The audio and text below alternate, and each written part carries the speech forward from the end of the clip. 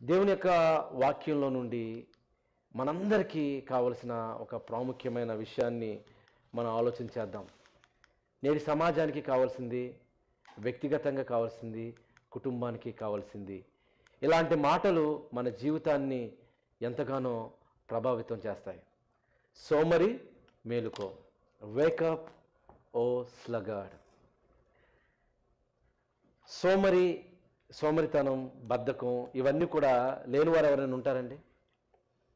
అందరికీ ఉంటుంది. నాకు ఉంటుంది, మీకుంటుంది. అందరికి కూడా ఏదో రకంగా అప్పుడప్పుడు కష్టపడిన ఏదో ఒక టైంలో ఈ సోమరితనం అనేది, లేకపోతే సోమరిగా ఉండడానికి అప్పుడప్పుడు మనం ఇష్టపడతాం. కానీ అసలు ఈ సోమరితనం అంటే ఏంటి? ఒక సోమరితనం వల్ల, అందులోనే మనం అలా ఉండడం వలన వచ్చే నష్టాలేంటి? వ్యక్తిగతంగా, కుటుంబంగా, ఆధ్యాత్మికంగా వచ్చే పరిణామాలేంటి? ఈ సోమరితనాన్ని ఎలా జయించాలి? అసలు ఈ సోమరితనం గురించి బైబిల్ ఏం చెప్తుంది అన్న విషయాలు మనం ఆలోచించేద్దాం. ఈరోజు ఎంతోమంది వక్తలు యూట్యూబ్లో కానివ్వండి, ఫేస్బుక్లో కానీ చూస్తే వీటి గురించి అనేకమైన టాక్స్ కనబడుతూ ఉంటాయి, అనేకమైన మెసేజ్లు కనబడుతూ ఉంటాయి. కానీ దీనికి ముందే కొన్ని వేల సంవత్సరాల క్రితమే దేవుడు, ఇప్పుడు మన వాళ్ళు చెప్తున్నారు, లేకపోతే నిన్నగాక మొన్న మన వాళ్ళు చెప్తున్నారు, కానీ కొన్ని వేల సంవత్సరాల క్రితమే బైబిల్లో ఈ సోమరితనం గురించి దేవుడు రాయించాడు. రాయించిన మాటలను మనం ఆలోచన చేద్దాం. ఎందుకంటే సోమరితనం అంటే ఎలా ఉంటుందంటే, ఇక్కడ మీరు ఒక పిక్చర్ చూస్తున్నారు కదా, ఆ పిక్చర్ చూస్తే నిజంగా ఎలా ఉంటున్నారు చూడండి. అక్కడ లేవడానికి కష్టం, ఒకవేళ లేచిన బ్రేక్ఫాస్ట్ చేయడం కష్టం, ఒకవేళ వెంబట లేచి ఎక్కడికి వచ్చేస్తారంటే సోఫా దగ్గర కూర్చుంటారు, టీవీ చూస్తూ ఉంటారు. అక్కడ తినడం కూడా కష్టమే. చూడండి, అక్కడే తింటున్నాడు, అక్కడే తాగుతున్నాడు, అక్కడే వర్క్ చేస్తున్నాడు, అక్కడే పుస్తకాలు ఉన్నాయి, అక్కడే పడుకుంటున్నాడు, అక్కడే బ్లాంకెట్ ఉన్నాయి. అంటే సోమరితనం ఎలా ఉంటుందంటే, చురుకుదనం లేకుండా, ఇంకా చెప్పాలి దాన్ని డెఫైన్ చేయాలంటే, సోమరితనాన్ని చేయగలిగిన సమర్థత ఉన్న, చెయ్యని వాడే సోమరివాడు. సోమరితనం అంటే అదే. చేయగలిగిన సమర్థత ఉన్న, కెపాసిటీ ఉన్న, బ్యాండ్విడ్త్ ఉన్న, ఇది చేయకపోతే ప్రమాదం అని తెలిసినా దాన్ని చేయకుండా పోస్ట్పోన్ చేస్తూ, ఎక్స్క్యూజెస్ చెబుతూ, ఏదో రకంగా బద్ధకంగా రేపు చేద్దాంలే, ఎల్లుండి చేద్దాంలని వాయిదాలు వేసుకుంటూ తన జీవితాన్ని వెళ్ళబుచ్చేవాడే సోమరివాడు. ఇక్కడ చూస్తే చూడండి, అక్కడే తింటున్నాడు, అక్కడే పడుకుంటున్నాడు, అన్నీ అక్కడే జరుగుతూ ఉన్నాయి. మెస్సీగా ఉంది ప్లేస్. అప్పుడప్పుడు ఉంటే పర్లేదు, ఎందుకంటే మరలా బ్యాక్ అవ్వచ్చు. కానీ ఎప్పుడు అదే స్టేట్లో ఉంటే అది మన వ్యక్తిగతంగా అంటే పర్సనల్గా అది మనము నష్టంలోనికి తీసుకువెళ్ళే ప్రమాదం ఉంది. అలాగే కుటుంబ పరంగా సోమరితనంగా ఉండడం వల్ల కుటుంబ పరంగా నష్టంలోనికి తీసుకువెళ్ళే ప్రమాదం ఉంది. వ్యక్తిగతంగా కుటుంబ పరంగా కాదు, కానీ ఆధ్యాత్మిక జీవితంలో కూడా నష్టానికి వెళ్ళే ప్రమాదం ఉంది. ఇలాంటి ప్రమాదం ఉన్న ఈ సోమరితనం గురించి అసలు బైబిల్ ఏం చెప్పింది? మనం ఎలా ఈ సోమరితనాన్ని ఓవర్కమ్ చేయాలి? దీని గురించి ఉన్నటువంటి కొన్ని మాటలను బైబిల్లో నుండి మనం ఆలోచించేద్దాం. చిన్నప్పుడు నేను ఒక కథ చదువుకున్నాను. ఆ కథలో ఒక రైతు ఉన్నాడు, చాలా ధనవంతుడు, వ్యవసాయం బాగా జరుగుతున్నటువంటి పరిణామాలు, ఆస్తుంది, అంతస్తుంది, మంచి ఇల్లుంది, పెద్ద పెద్ద గోదాములు ఉన్నాయి, అందులో ఎంతో ఆహారం అనేది దాచబడి ఉంది. ఆ తర్వాత ఆ తండ్రి చనిపోయాడు, తన కుమారుడికి ఆస్తినంతా అప్పగించి తండ్రి చనిపోయాడు. కుమారుడు వచ్చాడు. ఈ కుమారుడు ఇలాంటి కుమారుడు కిందే. చూడండి, ఎలాగైతే అక్కడే తిని, అక్కడే పడుకుని, అక్కడే అన్నీ చేస్తా ఉన్నాడో, చాలా బద్ధకం, చాలా లేజినెస్. ఎంత లేజినెస్ అంటే, అలా పడుకున్న సందర్భంలో కొంతమంది ఊరు వాళ్ళు వచ్చి, అయ్యా వరదలు వస్తుంటాయంట, ఈరోజు వర్షం వస్తుందంట, నీ దగ్గర బాగా ధాన్యం ఉంది కదా, చాలా జాగ్రత్తగా వెళ్ళి కాపాడుకో అని కొంతమంది పెద్దలు వచ్చి అతను లేపుతా ఉన్నారు, వెళ్ళువయ్యా అని. ఈయన అలాగే పడుకున్నాడు. ఏమంటున్నాడు తెలుసా? పడుకుంటూ, వర్షాలు రాక మారతాయండి, అవి వస్తూ ఉంటాయి, పోతూ ఉంటాయి, వరదలు వస్తూ ఉంటాయి, పోతూ ఉంటాయి అనేసి అలాగే పడుకున్నాడు. అంతలోకి వర్షం వల్ల వరద అయింది. ఎంత వరద అంటే, ఆ ఆ యొక్క గోదాముల్లోనికి వచ్చేసి, ఆ గౌడౌన్లోకి వచ్చేసి దాంట్లో ఉన్న ధాన్యాలు బస్తాలన్నీ కూడా కొట్టుకుపోయాయి. ఆహారం లేదు, ఆహారం లేదు.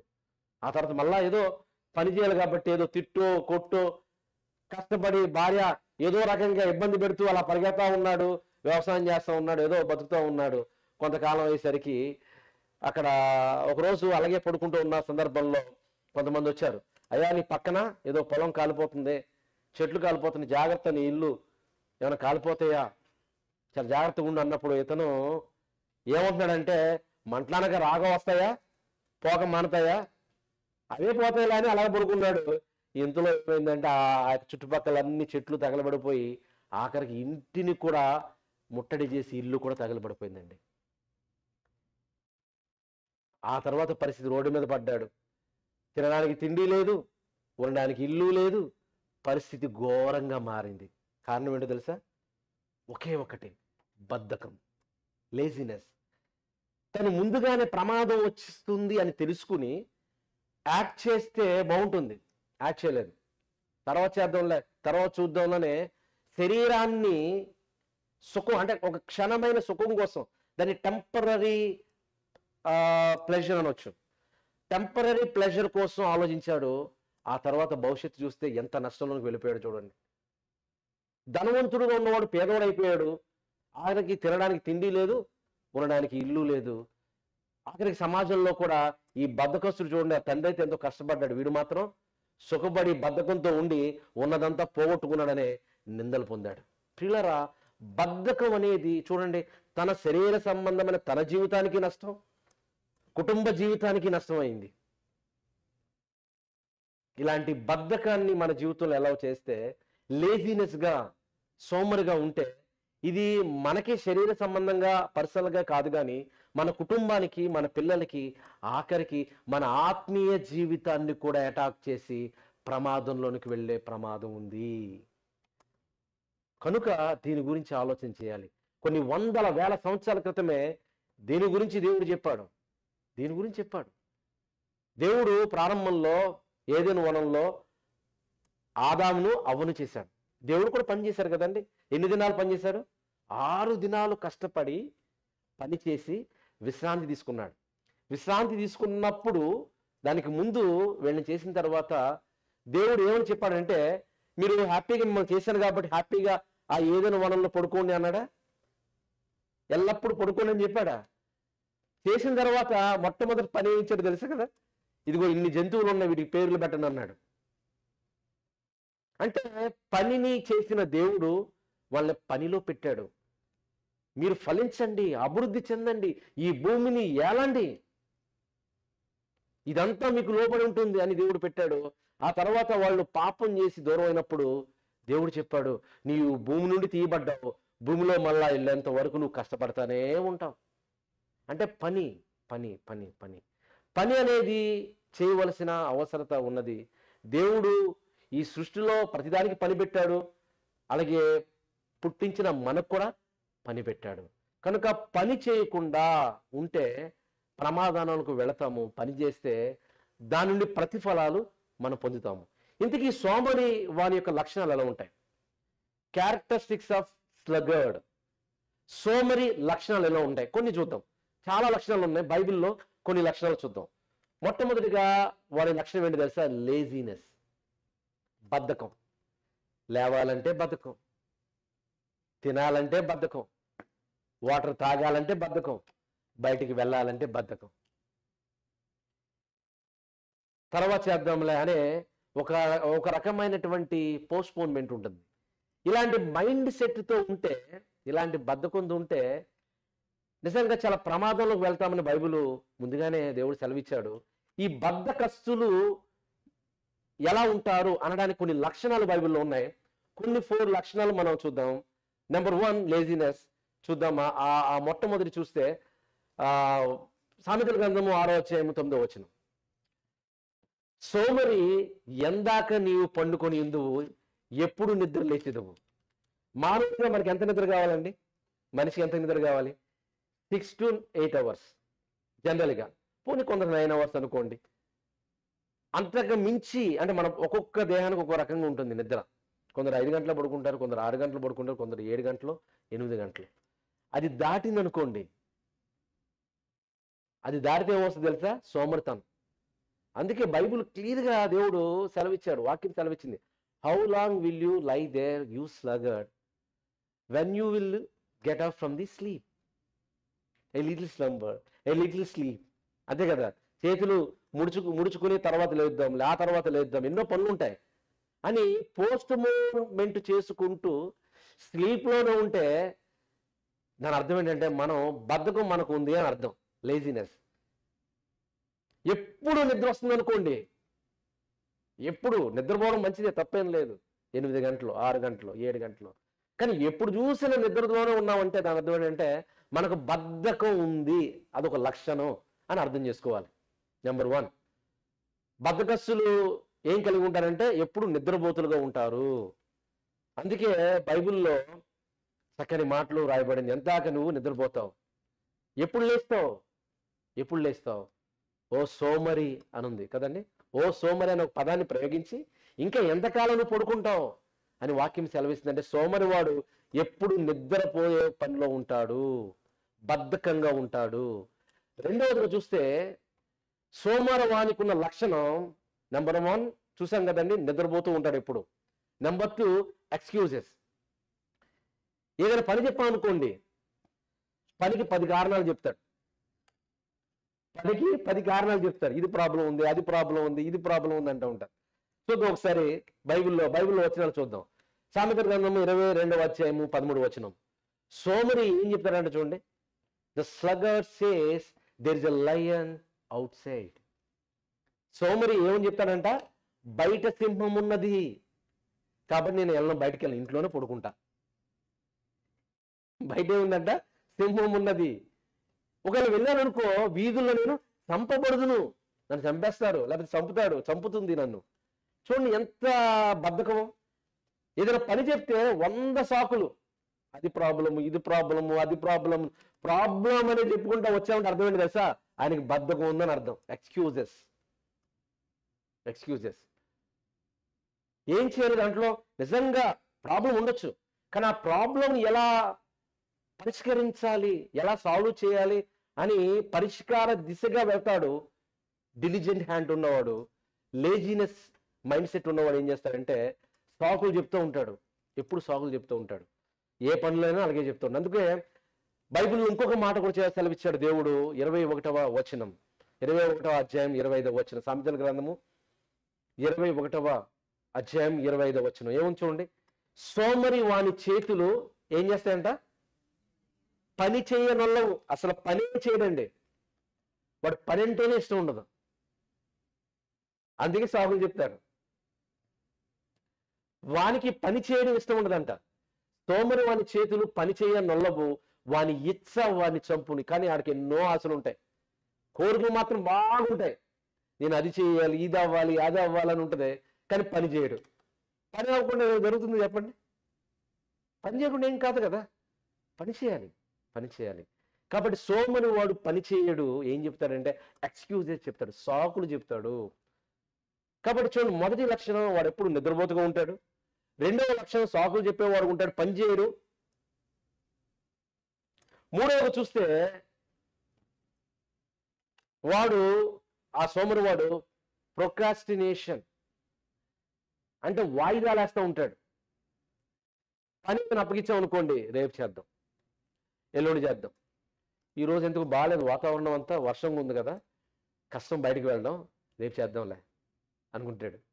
మరి రేపు బాగా ఎండ వచ్చేసింది అనుకోండి, ఎండగా ఉంది, ఏంటి చాలా కష్టంగా ఉంది అనుకుంటాడు.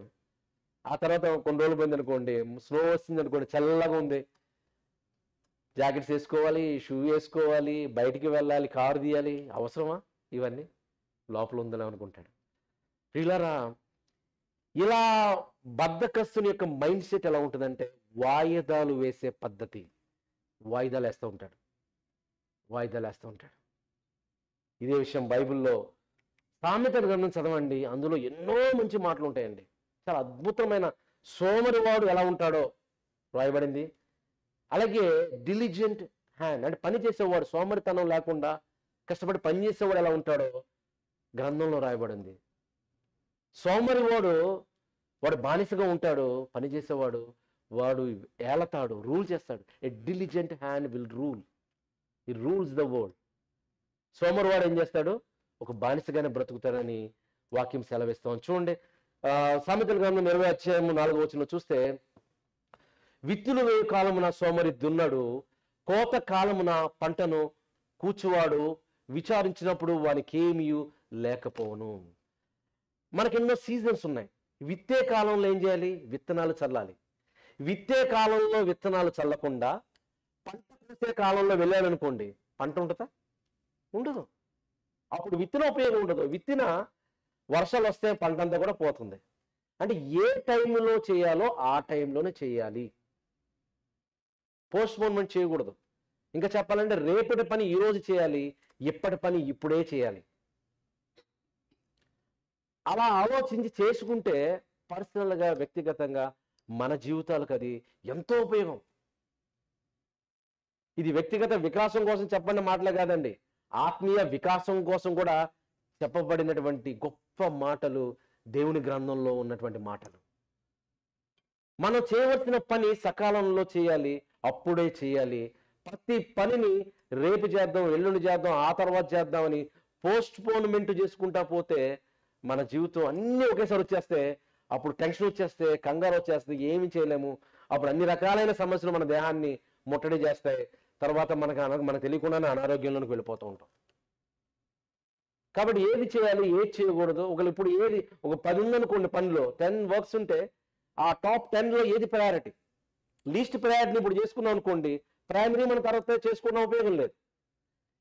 ఇవన్నీ ఎప్పుడు చేస్తాడంటే ఒక తెలివైన వాడు, పని చేసేవాడు తన టైంలోనే అతను పని చేస్తాడని వాక్యం సెలవిస్తూ ఉంది. సోమరి ఏం చేస్తాడు? వాయిదాలు వేస్తూ ఉంటాడు. నెంబర్ 1, సోమరికున్న లక్షణం ఏంటండి? నిద్రపోతుగా ఉంటాడు, లేజీగా ఉంటాడు. నెంబర్ 2 ఏం చేస్తూ ఉంటాడు? ఎక్స్క్యూజెస్, ప్రతిదానికి కారణాలు చెప్తూ ఉంటాడు, క్షమించమని అడుగుతూ ఉంటాడు. నెంబర్ 3, వాయిదాలు వేస్తూ ఉంటాడు. నెంబర్ 4, వాడికి ఎన్ని చెప్పినా, సోమరుడికి ఎన్ని చెప్పినా ఎలా ఉంటుంది తెలుసా? వాడు నేను చాలా జ్ఞానం, నాకు అన్నీ తెలుసు అనుకుంటాడు. వినడం, నాకు అన్ని చిన్నప్పటి నుండి నాకు తెలియదా, ఇవన్నీ ఎన్ని విన్నాను, మా తాతలు చెప్పారు, మా తండ్రులు చెప్పారు, నాకు ఇవన్నీ తెలీదా అనే ఒక రకమైన పొరలో ఉంటాడు, ఏమి చేయడు. అది కూడా ఒక లక్షణమే అని బైబిల్ సెలవిస్తారు. చూడండి, wiser in his own eyes. చూద్దాం ఒకసారి బైబిల్లో. సామెతల గ్రంథం 26:16. హేతులు చూపగల 7 కంటే సోమరి తన దృష్టికి తానే ఏమనుకుంటాడండి? జ్ఞానిని అనుకొనును. అది నాకు అన్నీ తెలుసు అనుకుంటాడు. ఇప్పుడు అన్నీ తెలుసు, మరి ఏం చేస్తున్నావు? తెలిసి ఏం చేస్తున్నావు? అన్నీ తెలుసు అనుకుని హ్యాపీగా ఇంట్లో కూర్చుంటాం వెళ్ళకుండా. కావలసిన పని చేయము, చేయవలసిన పని చేయము. ఈ రీతిలో ఉండడం వలన ఎవరికి నష్టం చెప్పండి? ఎవరికి నష్టం చెప్పండి? ఎవరికి నష్టం కాదు. ముందు పర్సనల్, వ్యక్తిగతంగా మనకి నష్టము, ఆ తర్వాత కుటుంబానికి నష్టము, ఆ తర్వాత మనం చేసే ఎక్కడున్నా అక్కడ పరిస్థితులు కూడా నష్టము, మన ఆధ్యాత్మిక జీవితానికి కూడా నష్టము. పిల్లలు, ఇవి 4 లక్షణాలు ఈరోజు ఎన్నో బైబిల్లో ఉన్నాయి, కానీ 4 లక్షణాలు మీ ముందు ఈరోజు ఉంచాను. నెంబర్ 1, వాడు లేజీగా ఉంటాడు, నిద్రపోతుగా ఉంటాడు. నెంబర్ 2, ఎక్స్క్యూజెస్ ఎప్పుడు చెబుతూ ఉంటాడు, ప్రతి పనికి సాకులు చెప్తూ ఉంటారు, సొల్యూషన్ చెప్పరు. నెంబర్ 3, ప్రొక్రాస్టినేషన్, ఎల్లప్పుడూ పోస్ట్పోన్మెంటే ఆలోచనగా చేస్తూ ఉంటాడు. రేపు చేద్దాం, ఎల్లుండి చేద్దాం, వాయిదాలు వేస్తూ ఉంటాడు, దానివల్ల ఉపయోగం లేదు. నెంబర్ 4, తన దృష్టికి తాను జ్ఞాని అనుకుంటాడు, నాకు అన్ని తెలుసు అనుకుంటాడు, వినడు, ఆలోచించడం, ఓపెన్ మైండ్ ఉండదు. ఇది కూడా ఒక లక్షణమే. ఇలాంటి లక్షణాలు కలిగిన వ్యక్తి ఎవరండి? సోమరివాడు. సోమరి, మేలుకో, వేకప్ ఓ స్లగర్. ఈ 4 లక్షణాలు, ఎలాంటి లక్షణం మనం కలిగి ఉంటున్నాం ఒకసారి మీరు ఆలోచన చేయండి. ఏ లక్షణం కలిగి ఉన్నా అది నష్టం పక్కోళ్ళకి కాదు, పొరుగోళ్ళకి కాదు, మన కంపెనీకి కాదు, నీకు నష్టం, నీ కుటుంబానికి నష్టం, నాకు నష్టం, నా కుటుంబానికి నష్టం, మన ఆత్మీయ జీవితానికి నష్టం. ఇది శరీర సంబంధంగా బద్ధకం అనుకుంటే ఇక స్పిరిచువల్ లేజినెస్, ఆత్మీయ సంబంధమైన బద్ధకం ఏంటి తెలుసా? ఆత్మ సంబంధమైన బద్ధకం ఏంటంటే ప్రార్థన చేయాలనిపిస్తాం, ప్రార్థన చేయలేము, వాక్యము చదవలేము, టైం లేనట్టు అనుకుంటాం. ఎందుకంటే టైం లేదనుకుంటాం మనం. అదంతా చాలా, ఆ మాట నేను విననండి, నేను నమ్మను కూడా. ఎందుకంటే పెద్ద పెద్ద గొప్ప గొప్ప వాళ్ళకి టైం ఉంటుంది, మనకెందుకు టైం ఉండదు? మనకెందుకు టైం ఉందంటే మనం సరిగా ఆ టైంని మేనేజ్ చేసుకోలేకపోతున్నాం అంతే. మనం సరిగా టైంని మేనేజ్ చేసుకోలేక టైం లేదని మనం అనుకుంటున్నాం. మరి గొప్ప వాళ్ళకి టైం ఉంటుందంటే వాళ్ళు మేనేజ్ చేసుకుంటున్నారు. అంటే లోపల ఎక్కడుంది? మనలోనే ఉంది, నాలోనే ఉంది, మీలోనే ఉంది. మనం టైంని మేనేజ్ చేసుకోలేక, ప్రయారిటైజేషన్ తెలియక ప్రార్థన చేయలేము, వాక్యము చదవలేము, ప్రార్థనలోనికి వెళ్ళలేము, వాక్యంలోనికి వెళ్ళలేము, దైవ సంబంధమైన కార్యక్రమాలకు వెళ్ళలేము, దైవ సంబంధమైన కార్యక్రమాలు చేయలేము. ఇవి స్పిరిచువల్ లేజినెస్. ఎలా మనం ఎదుగుతాం ఆత్మీయంగా చెప్పండి? ఇవి లేకపోతే ఎలా ఎదుగుతాం? ఎలా ఎదుగుతాం? ప్రియులారా, మన జీవితాలను, మన ఆత్మీయ జీవితాలను, మన శరీర సంబంధమైన జీవితాలను, మన వ్యక్తిగత జీవితాలను ఎవరు పాడు చేసుకున్నారో తెలుసా? మనమే పాడు చేసుకున్నాం. కనుక ఎలా ఉంటుంది మన ఆత్మీయ స్థితి? ఒకసారి ఆలోచించేయండి. స్పిరిచువల్గా మనం లేజీగా ఉన్నామా? It's a time for wake up. It's a wake up call. దేవుడు ఈరోజు మనతో మాట్లాడుతున్నాడు. వాక్యంలో దేవుడు సెలవిచ్చాడు. దేవుడు మనల్ని ప్రేమించాడు కనుకనే వాక్యంలో ఇన్ని మాటలు దేవుడు రాయించాడు. మనం ఇలా ఉంటామని తెలుసు కనుకనే దేవుడు ఇన్ని మాటలు దేవుడు మనతో రాయించాడు. ఎందుకంటే మనము మారాలి, మార్పు చెందాలి. దేవుడు వచ్చినప్పుడు దేవుడు ఏమైనా అడిగితే మనం ఏం సమాధానం చెప్తాం చెప్పండి? బైబిల్లో ఒక ప్యారబుల్ ఉంది, the parable of the talents. తెలుసు కదండి? ఒక యజమాని ఉన్నాడు. యజమానుడు దూర ప్రాంతం వెళ్ళాడు. అతనికి కొంతమంది దాసులు ఉన్నారు. ఒక దాసుని పిలిచి 5 తలాంతులను ఇచ్చాడు. ఇంకొక దాసుని పిలిచి కొన్ని తలాంతులను ఇచ్చాడు, 2 తలాంతులు ఇచ్చాడు. ఇంకొక దాసుని పిలిచాడు, ఒక తలాంతులు ఇచ్చాడు. దూర ప్రాంతానికి వెళ్ళాడు. తన యొక్క ట్రావెల్ ట్రిప్ అంతా అయిపోయింది. మరలా బ్యాక్ వచ్చి 5 తలాంతులు వాడిని పిలిచాడు. అయ్యా, నీకు 5 తలాంతులు ఇచ్చాను కదా, నువ్వేం చేసావు అని అడిగినప్పుడు ఆయన అన్నాడు, అయ్యా, నువ్వు నాకు 5 ఇచ్చావు కదా, ఈ 5తో నేను ఇంకొక 5 సంపాదించాను. సంపాదించాలంటే ఏం చేయాలి? పని చేయాలి కదా. పని చేసి ఇంకొక 5 తలాంతులు సంపాదించాను అన్నప్పుడు ఆయన ఏమంటున్నాడు చూస్తా ఒకసారి. మత్తయి సువార్త ఒకసారి చదవండి. అది ఎవరైనా బైబిల్లో చదవండి. మత్తయి సువార్త 25వ అధ్యాయం 21వ వచనం. దయచేసి ఎవరైనా చదవండి. 25వ అధ్యాయము 21వ వచనం. అతని యజమానుడు, బలా నమ్మకమైన మంచి దాసుడా, నీవి కొంచెములోను, నేను నీకు ఇచ్చింది 5, ఈ కొంచెములోను నమ్మకముగా ఉన్నావు, నిన్ను అనేకమైన వాటి మీద నియమించేదను. నేను నీకు ఇచ్చిన కొన్ని 5 తలాంతుల మీద నువ్వు నమ్మకంగా ఉన్నావు, పని చేసావు, ఇంకో 5 సంపాదించావు. బలా నమ్మకమైన మంచి దాసుడా, ఈ కొంచెంలో నీవు నమ్మకంగా ఉన్నావు కనుక నేను మరి ఎక్కువగా సంపదను నీకు అనుగ్రహిస్తానని చెబుతూ ఏమన్నాడు చూడండి అమ్మా. నీ యజమానుని సంతోషంలో పాలు పొందుము అన్నాడు. 5 తలాంతులు ఇచ్చిన వాడితో ఈ రీతిగా చెప్పాడు. 2 తలాంతులు ఇచ్చిన వాడితో కూడా అదే చెప్పాడు. ఆ తర్వాత 1 తలాంతు ఇచ్చాడండి. అతను ఏం చేశాడో తెలుసా? అతను ఏమంటున్నాడంటే, ఒక గొయ్యి తీసి ఆ గోతులో పెట్టి అతను అంటున్నాడు, అయ్యా, నువ్వు విత్తన చోట పొయ్యివాడును, అలాగే చలని చోట పంట సమకూర్చువాడును, ఆయన కఠినుడైన, మళ్ళీ అంటున్నాడు చూడండి, ఎవరి మీద పెట్టేసిన ఈ బద్ధకస్తుల పరిస్థితి ఎలా ఉంటుంది తెలుసా? నేను బద్ధకస్తులను ఎప్పుడు ఒప్పుకోరండి. వాళ్ళు ఎప్పుడు పక్కల్ని ఏదో ఒక అంటానికి ప్రయత్నం చేస్తూ ఉంటారు. ఇతను యజమాని అంటున్నాడు చూడండి, ఏమంటున్నాడు? కఠినుడు అయిన యజమానుడు అని నేను ఎరుగుదును.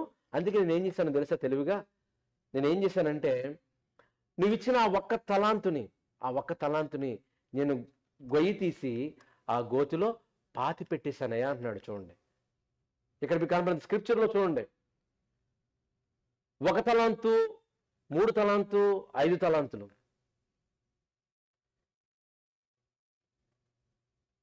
ఇచ్చిన వాళ్ళ యొక్క పరిస్థితి చూస్తే ఆ చివరిగా ఒక తలాంతు ఇచ్చిన వాడు ఏం చేస్తాడు చూడండి, గొయ్యి తీశాడు, చక్కగా దాంట్లో తలాంతులన్నీ పెట్టేశాడు.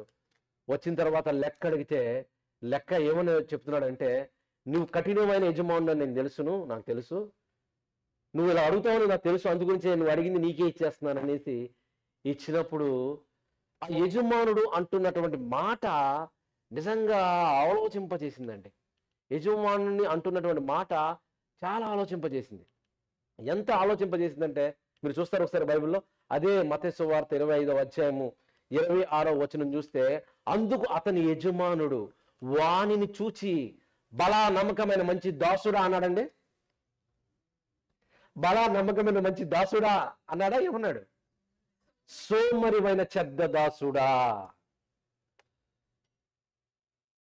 You wicked lazy servant. సోమరివైన చెడ్డ దాసుడా, సోమరి వాడా అన్నాడు. ఏమన్నాడు? నేను విత్తని చోట కొయ్యువాడును, చల్లని చోట పంట కూర్చుకొని వాడనని నువ్వు ఎరుగుదువా? నన్నే అంటున్నావు కదా, నేను విత్తకుండానే పంటకు వస్తాను అనుకుంటున్నావా? నేను చల్లకుండానే ఏరుకునేవాడులాగా నీకు కనబడుతున్నానా? కఠినులుగా నేను నీకు కనబడుతున్నానా? సోమరువైన చెడ్డ దాసుడా అని చెబుతూ బలా అని చెప్పడం లేదు. అట్లయితే నా సొమ్ము సావుకారుల యొద్ద ఉంచవలసి ఉండెను. అట్లీస్ట్ బ్యాంకర్స్, నా మనీ నువ్వు బ్యాంకర్స్ దగ్గర డిపాజిట్ చేస్తే అది ఇంట్రెస్ట్ అయినా వస్తుంది, అది కూడా చేయలేదు, నువ్వు గొయ్యి తీసి అందులో పెట్టావు అని చెప్పి ఏమంటున్నాడు చూడండి.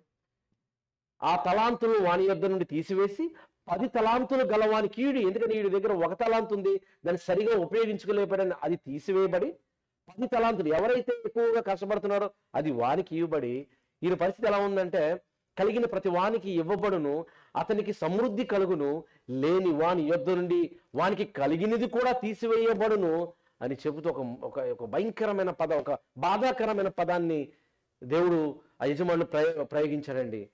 పనికి మాలిన ఆ దాసుని వెలుపడి చీకటిలోనికి త్రోసి వేయుము, అక్కడ ఏడ్పును పండ్లు కొరుకుటయు ఉండున. నేను చీకటిలోనికి వెళ్ళిపోయాడు చూడండి. అంటే సోమరితనం కూడా ఒక పాపం లాంటిదే, ఆత్మీయ పాపం లాంటిదే. ఆ ఆత్మీయ పాపంలో ఉన్నవాడు దేంట్లోకి వెళ్ళిపోతాడు? చీకటిలోనికి వెళ్ళిపోతాడు. అక్కడ ఏడవడము పండ్లు కొరగడం తప్ప ఇంక వేరేదేముండదు ప్రియులారా. కానీ అతనికి అవకాశం లేదు, మారే అవకాశం అతనికి లేదు, ఎందుకంటే చీకటిలోకి వెళ్ళిపోయాడు. కానీ మనకి దేవుడు అవకాశాన్ని ఇచ్చాడు. ఒక్కసారి ఆలోచన చేయండి. ఇంతకీ ఆ టాలెంట్స్ ఏమనుకుంటున్నారు అనుకుంటున్నారా? ఏంటి ఆ టాలెంట్స్? మనకేమైనా టాలెంట్స్ ఇచ్చారు దేవుడు? ఏమి ఇవ్వలేదా? ఏమి ఇవ్వలేదని మీరు చెప్పొద్దండి. చాలా ఇచ్చాడు, చాలా ఇచ్చాడు. ఏమి ఇవ్వలేదు. ఇచ్చిన దాన్ని మనం ఆలోచించం, లేని దానికోసం పరిగెడుతూ ఉంటాం. 1, 2 చిన్నది ఉంటుంది, దానికోసమే మన ఆలోచన. ఉన్నదంటే ఆలోచించండి, ఎన్ని ఇచ్చాడు అసలు. ఈ భూమి మీద ఆయుష్ ఇచ్చాడు, ఆరోగ్యాన్ని ఇచ్చాడు, ఉద్యోగాన్ని ఇచ్చాడు, శక్తిని ఇచ్చాడు, బలాన్ని ఇచ్చాడు, పిల్లల్ని ఇచ్చాడు, ఉండడానికి ఇల్లు, కట్టుకోవడానికి బట్ట, తినడానికి తిండి. అసలు ఎంతో మంది కంటే శ్రేష్ఠులుగా గొప్పవారిగా దేవుడు నిలబెట్టాడు. సమయం ఇచ్చాడు. ఇవన్నీ టాలెంట్సే. మనకి మంచి వాయిస్ని ఇచ్చాడు. ఎంతోమంది వాయిస్ లేని వారు ఉన్నారు, చూపు లేని వారు ఉన్నారు. మనకి కళ్ళు ఉంది, దేహాన్ని ఇచ్చాడు, అవయవాలన్నీ పనిచేస్తున్నాయి. వీటన్నిటితో దేవుని కోసం మనం ఏం చేస్తున్నాం ఒకసారి ఆలోచన చేయండి ప్రియులారా. దేవుని కోసం ఇవన్నీ మనకి ఎందుకు ఇచ్చాడు? మనకెందుకు ఇచ్చాడు ఇవన్నీ? దేవుని కోసం ఏమైనా ఆలోచన చేస్తున్నామా?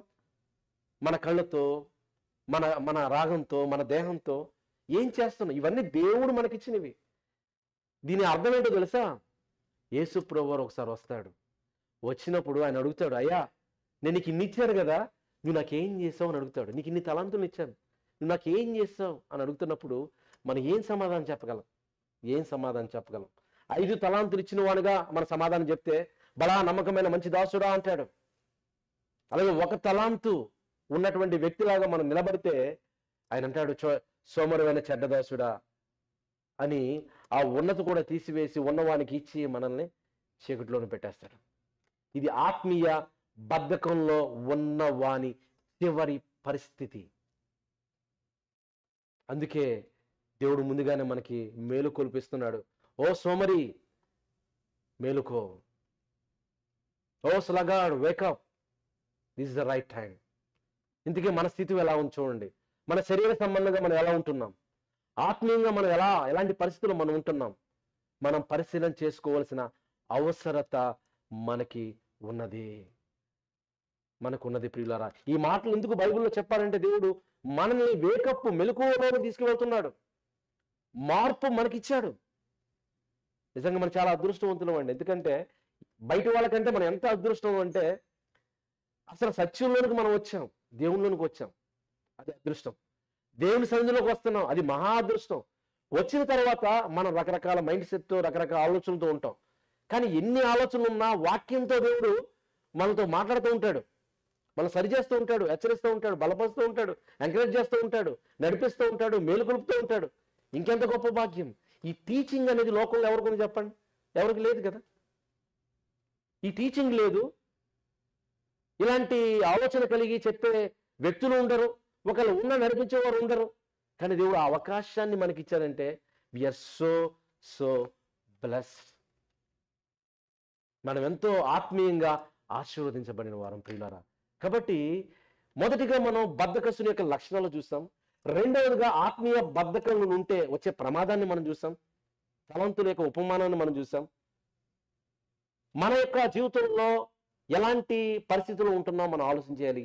చివరిగా ఇంకొక మాట చెప్పి నేను ముగింపులోనికి వెళ్తాను. దేవుడు బద్ధకంతో ఉన్న వారిని ఏమని చెప్తున్నాడంటే ఒక్కసారి మీరు చూడండి, వాల్యుబుల్ లెసన్స్ ఫ్రమ్ హ్యాండ్స్.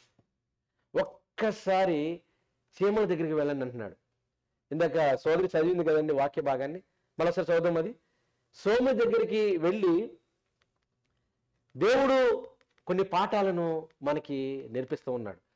నిజంగా ఈ సృష్టిలో అందరికంటే జ్ఞానం కలిగిన వ్యక్తి ఎవరండి? మనిషే, మానవుడే జ్ఞానం కలిగిన వ్యక్తి. సో మానవునికి జ్ఞానం ఉంటే, జ్ఞానం కలిగిన 5 అడుగులు 6 అడుగులు కలిగి మాట్లాడి వినగలిగి ఈ భూమి మీద రాకెట్ని అంతరిక్ష యుగంలోనికి లేకపోతే అంతరిక్షంలోనికి చంద్రమండలోనికి తీసుకువెళ్ళే సామర్థ్యత కలిగినటువంటి జ్ఞానం కలిగిన మనిషిని ఎక్కడికి వెళ్ళమంటున్నాడండి? చీమల దగ్గరికి వెళ్ళమంటున్నాడండి. ఎందుకు చీమల దగ్గరికి వెళ్ళమంటున్నాడంటే చీమల దగ్గర ఏముందో మనం చూద్దాం. అందులో జ్ఞానం ఉంది, అందులో పాఠం ఉంది. ఇవన్నీ మనం ఒకసారి 1 by 1 ఆలోచించేద్దాము. చీమల దగ్గరికి ఎందుకు వెళ్ళమంటున్నాడో వాటి గురించి మనం ఆలోచించేద్దాము. సోమరి, go to the ant, you sluggard, consider its ways and be wise. సోమరి, చీమల యొద్దకు వెళ్ళము. 6 అడుగుల 5 అడుగుల దేహం కలిగిన మనిషిని ఎక్కడికి వెళ్ళమంటున్నాడండి? చీమల దగ్గరికి వెళ్ళమంటున్నాడు. దేవుడు పాఠాన్ని ఈ ప్రకృతిలో ప్రతి దాన్ని ఉపయోగించి మనిషికి పాఠాలు నేర్పిస్తూ ఉంటాడు. పక్షులను చూసి నేర్పిస్తూ ఉంటాడు, జంతువులను చూసి నేర్పిస్తూ ఉంటాడు. ఆఖరికి బలహీనమైన చీమలు బలమైనవండి, చాలా బలహీనమైన చిన్న జీవులు మన నడుస్తూ ఉంటే మన పాదాల కింద నలిగిపోయే చిన్న చీమల దగ్గరికి వెళ్ళి ఒక్కసారి వాటి నడతలు కనిపెట్టి ఏం తెచ్చుకోమంటున్నాడు? జ్ఞానాన్ని తెచ్చుకో అన్నాడు. అంటే చీమల దగ్గర జ్ఞానం ఉందా? ఉంది. చీమల దగ్గర జ్ఞానం ఉంది. చీమల దగ్గర జ్ఞానం ఉంది. నిజంగా చీమల గురించి ఆలోచన చేయండి. చీమల గురించి ఆలోచన చేస్తే సుమారుగా 12,000 రకాల చీమలు ఉంటాయండి. ఎన్ని చీమలు? 12,000 రకాల చీమలు.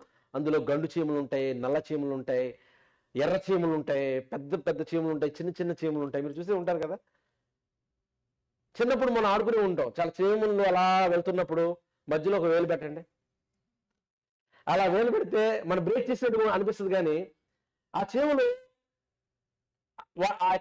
ఎప్పుడైతే మనం వేలు పెట్టామో దాని చుట్టూరు మళ్ళా ఒక దారి పెట్టుకుని మళ్ళా వెళ్ళిపోతూ ఉంటాయి. వాటి ఫోకస్ ఎలా ఉంటుందంటే ఆ డెస్టినేషన్కి వెళ్ళాలని ఉంటుంది. ఎన్ని బ్రేక్ పెట్టినా ఏదో రకంగా అది మలుచుకుని వెళ్తుంది తప్ప వెనక్కి వెళ్ళినట్టుగా ఎక్కడైనా చూస్తారా?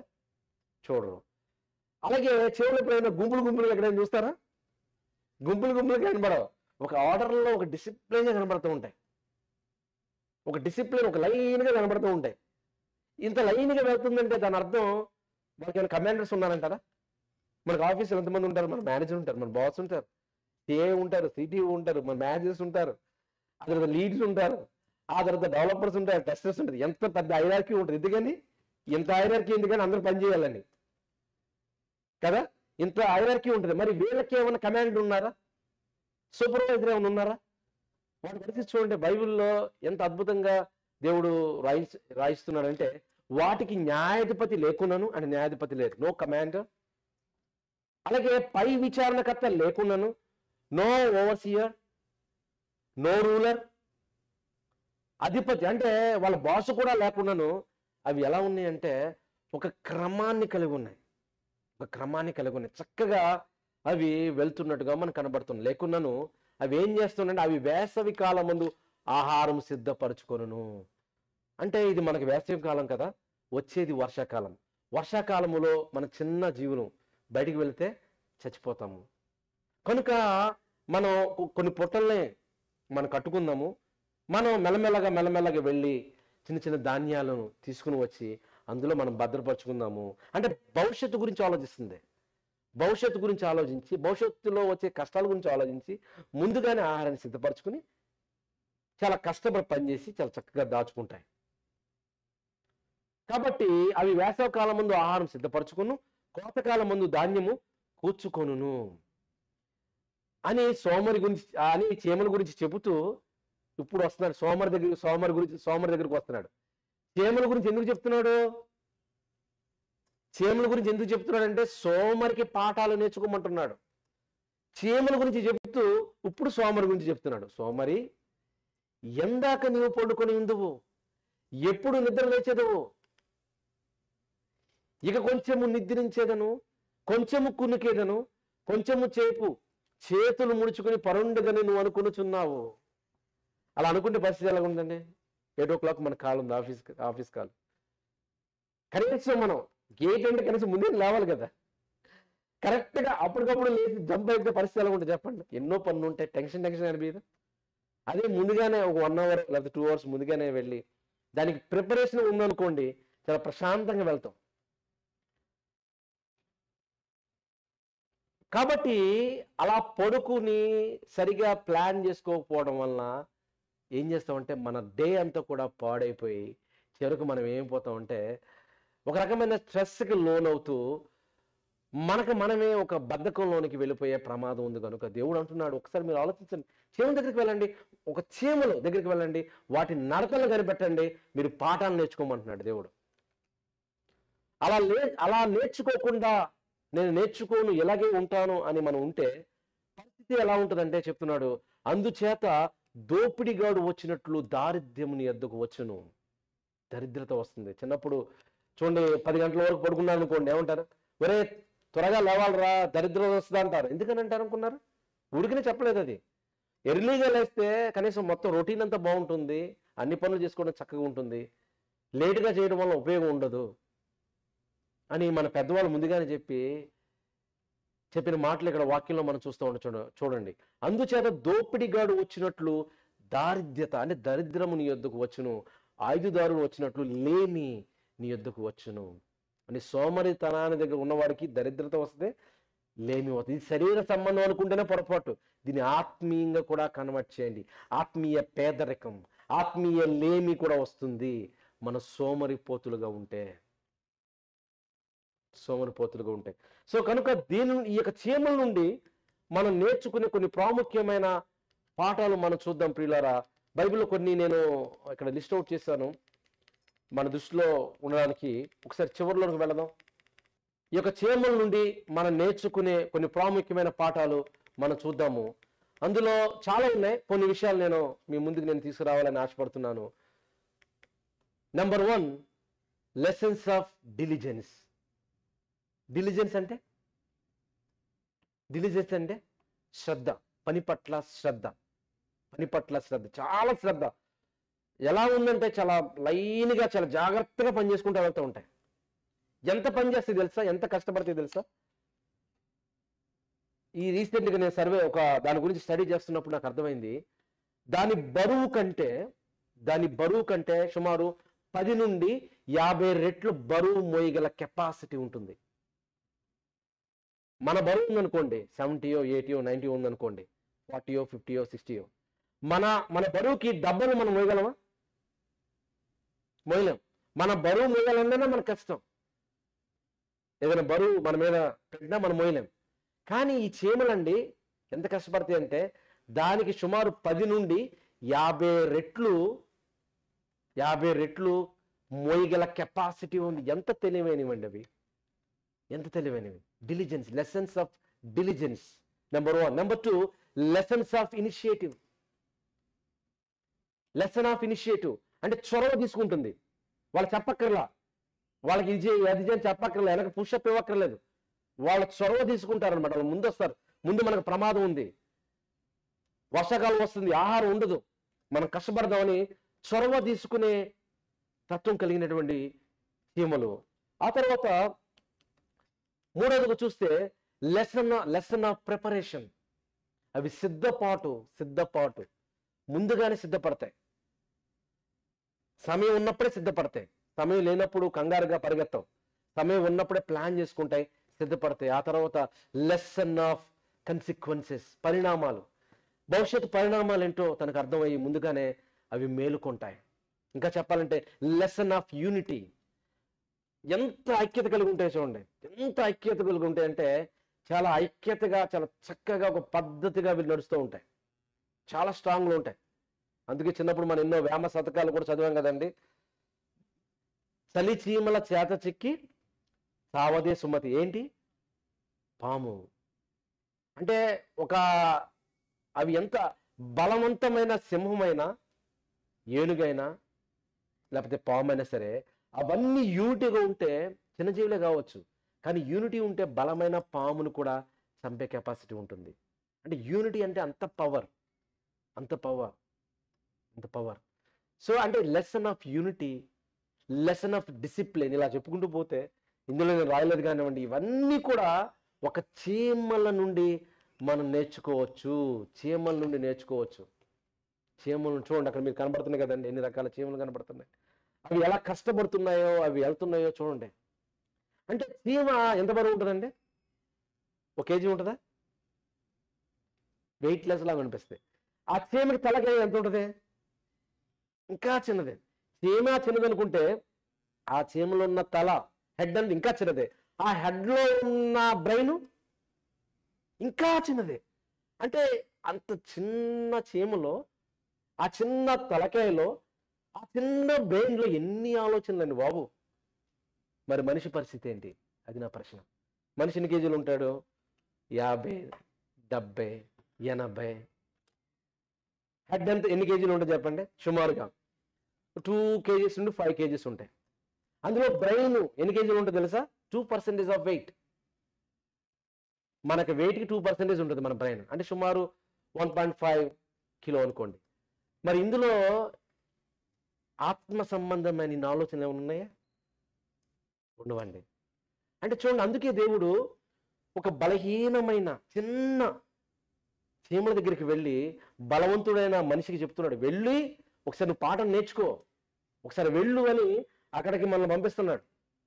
వాటి నడతలు కనిపెట్టు, జ్ఞానాన్ని చేసుకో. చిన్న తలకాయలో అసలు కనబడని మెదడున్న దీనికే ఇన్ని ఆలోచనలు ఉంటే, నిన్ను సృష్టిలో ఒక ఉన్నతమైన వ్యక్తిగా చేశాను, అందులో ఒక 1.5 kg బ్రెయిన్ పెట్టాను, అందులో ఎన్నో ఆలోచనలు పెడితే నువ్వేం చేస్తున్నావయ్యా?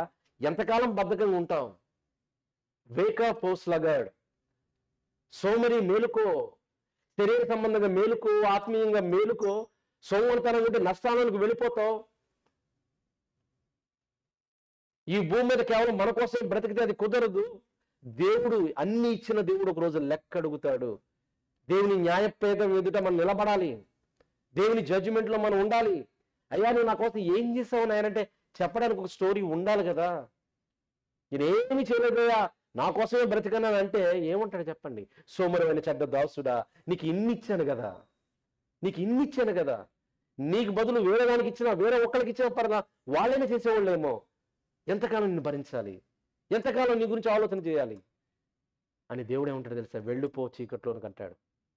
అందుకే యేసుక్రీస్తు 2000 సంవత్సరాల క్రితం వచ్చి మన పాపానికి ఆయన క్షమాభిక్ష పెట్టి మన కోసం ఆయన మరణించి ఒకవేళ బద్ధకమైన పాపంలో మనం ఉన్నా దేవుని దగ్గరికి వచ్చి, దేవా నేను తప్పు చేశాను క్షమించు అంటే క్షమించి నిత్య జీవం వైపు వెళ్ళడానికి దేవుడు మనకి మరో అవకాశాన్ని ఇస్తున్నాడు. ప్రియులారా, ఒకసారి ఆలోచించేయండి, ఒకసారి ఆలోచించండి. ఈ సృష్టిలో చిన్న జీవరాశులైన చీమల గురించే ఇన్ని పాఠాలు మనకు చెప్తుంటే, ఈ సృష్టిలో ప్రథములుగా దేవుడు మనల్ని పుట్టించిన దేవునికి ఎంతవరకు మనం నిలబడగలుగుతున్నాం, ఎంతవరకు మనం దేవుని కోసం బ్రతుకుతున్నాం? ప్రతి దాంట్లో బద్ధకంగా ఉంటున్నామా? ప్రార్థన చేయాలన్న బద్ధకం, వాక్యం చదవాలన్న బద్ధకం, దైవ కార్యక్రమం వెళ్ళాలన్న బద్ధకం, దైవ కార్యక్రమాలు సత్య సంబంధమైన కార్యక్రమాలు చేయాలన్న బద్ధకం అయితే ఎలా చెప్పండి ప్రియులారా? మన కోసమే బ్రతుకుతామా? లోకంలో ఉన్న వాళ్ళు వాళ్ళ కోసమే బ్రతుకుతున్నారు, మనం కూడా మన కోసమే బ్రతికితే వాళ్ళకి మనకు తేడా ఏమీ లేదు, ఏమీ లేదు. మనం దేవుడు మనల్ని ఎందుకు పుట్టించాడంటే మనం మన కోసము బ్రతుకుతూ దేవుని కోసము బ్రతకాలి. మనము మన పనులు చేసుకుంటూ దేవుని పనిలో ఉండాలి, దేవుని పనిలో ఉండాలి. కానీ ఈరోజు క్రైస్తవులు సోమరులుగా వాళ్ళ పనుల్లోనే ఉంటున్నారు. ప్రపంచంలో ఉన్న క్రైస్తవులు నిజంగా వాళ్ళు నడుము గట్టి పని చేస్తాయండి. ఎంతో మంది ప్రపంచంలో 300 కోట్ల మంది ఉన్నారనుకోండి, 800 కోట్ల మంది అన్బిలీవర్స్ ఉంటే, నమ్మిన వాళ్ళు 300 కోట్ల మంది ఉంటే, ఒక్కరికి 1.5 వ్యక్తికి సమాధానం చెప్తే, సువార్త చెప్తే అయిపోతుంది. ఎప్పుడో రాజ్య సువార్త లోకమంతటా ప్రకటించబడుతుంది పని చేస్తే. కనుక ఒక్కసారి మన ఆత్మీయ స్థితి ఎలా ఉంది ఒక్కసారి పరిశీలన చేసుకుందాం. బద్ధకంగా ఉంటే దేవుడు చెప్పినట్టుగా పనిష్మెంట్లో వెళ్లకుండా ఉండాలంటే దేవుని దగ్గర మన క్షమాపణ కోరుకుందాం, దేవుని కోసం మనం బ్రతుకుదాం. Wake up O sluggard, this is the right time. ఒకసారి అందరూ కూడా నిలబడదాం దేవుని సన్నిధిలో. ఒకసారి మన హృదయాలను పరిశీలన చేసుకుందాం. దేవాని ఘనమైన నామానికి స్తోత్రాలు చెల్లిస్తూ ఉన్నాం, మీ సన్నిధికి వస్తూ ఉన్నాం. నాన్న, నీ మాటల ద్వారా మాతో మీరు మాట్లాడారు. ఎంత గొప్ప మాటలు తండ్రి. మా హృదయాలు మేము పరిశీలన చేసుకుంటున్నాం, మా జీవితాలను పరిశీలన చేసుకుంటున్నాం. బద్ధకస్తులకి లేమి కలుగుతుంది. శరీర సంబంధమైన వ్యక్తిగత లేమి, కుటుంబ లేమి, ఆత్మీయ లేమి, దరిద్రత తండ్రి. ఆ పరిస్థితులు మేము ఉండకూడదు. వ్యక్తిగతంగా, ఆత్మీయంగా, కుటుంబంగా సమృద్ధి, ఆత్మ సంబంధమైన సమృద్ధి, దైవ సంబంధమైన సమృద్ధి, శరీర సంబంధమైన సమృద్ధిని మా అందరికి మీరు దయచేయమని ప్రార్థన చేస్తూ, నువ్వు వచ్చినప్పుడు బలా నమ్మకమైన మంచి దాసుడు అనే నీ నుండి మేలు పొంది, మెప్పు పొంది, నీ యొక్క మహిమను పొందేవారుగా మమ్మల్ని అందరినీ కూడా సిద్ధపాటు చేయమని ప్రార్థిస్తూ, ఒకవేళ మేమన్నా లోపాలు కలిగి ఉంటే క్షమించమని మా ప్రభువును మా రక్షకుడైన యేసుక్రీస్తు వారి నామములో ఈ ప్రార్థన అడిగి వేడుకొడుచున్నాను తండ్రి. ఆమేన్.